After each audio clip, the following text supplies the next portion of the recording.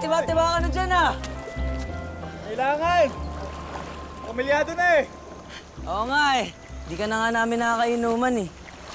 San, pass muna ako dyan. Alam mo naman na kailangan ako ni Connie. Ay, San, siya nga pala. Kamusta si Connie? Ayos lang naman. Di ba siya nahihirapan sa pagbubuntis niya? Hindi naman. Pero sana hindi siya mahirapan pag lumaki na yung bata. Mabuti naman kung ganun. Ikaw din, ingatan mo yung kalusugan mo, ha? Oo naman. Trabaho ko ng trabaho, Insan. Pag ikaw, eh. pag baka ikaw naman yung magkasakit niyan, tango. Huwag naman. Ano nga, halika dito.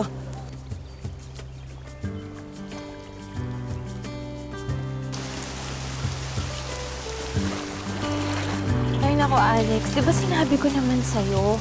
Huwag ka na pumalaot. Ang taas-taas ng lagnat mo. Ayos lang ako. Ang ayos. Tingnan mo nga, oh. Ang sama ng pakiramdam mo. Dinext ko na si Onad para makahingi ng tulong.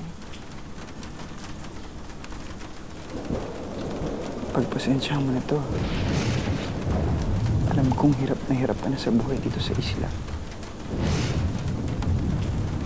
Pero gusto ko lang magpasalamat na pinili mo akong samahan.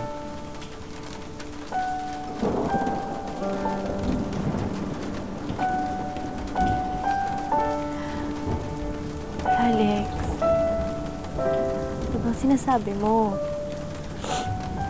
Diba, sinabi ko naman sa'yo, kahit anong hirap yan, kapag subok, hindi kita iiwan, hindi tayo mag-ihiwalay. Dahil mahal na mahal kita. Mas mahal kita.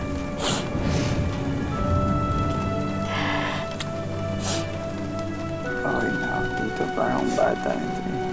Ano ba? Hindi ko naman sa'yo. Ayan.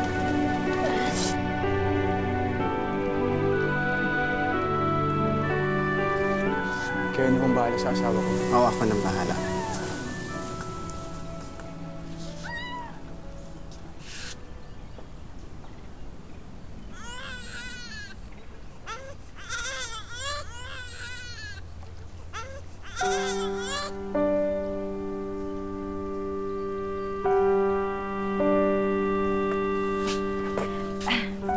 Anak. Kain na tayo. Halika na. Halika na. Baby, halika na. Yeah. Nak. Nak. Alex! Oh, nilalagnat si Clarice. Dali natin sa center.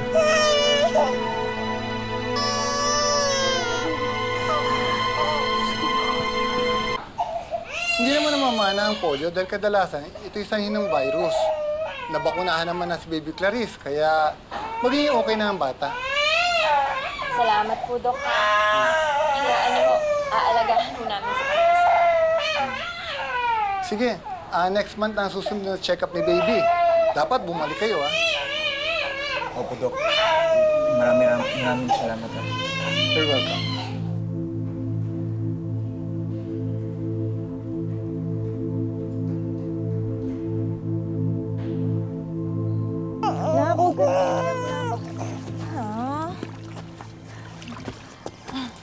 Connie, maraming salamat Dahil sa'yo, nabuo ang buhay ko. Kahit ang dami kong pagkukulang.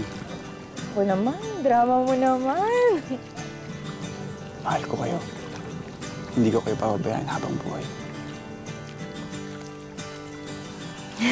Naks naman, alam mo, mahal ka rin namin ng anak mo. Ng anak natin.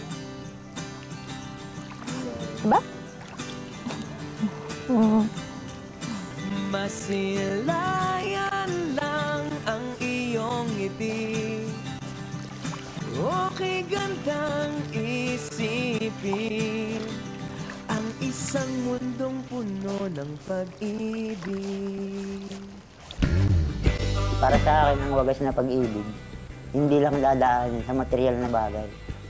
Dadaan ka sa pinakamahirap na parte ng inyong buhay. Nalalaban kayong pareho para patunayan niyo sa inyong sarili na nandun kayo kasi nasa dun wagas na pag-ibig. Wagas na pag-ibig ay ang pagtanggap sa kapwa, maging sino ka man, at hindi nag-iiwanan kahit kailan. Ako si Concepcion Sabas. Ako si Alexander Concepcion. At ito ang kwento ng aming wagas na pag-ibig. Nakakadalawa ka na.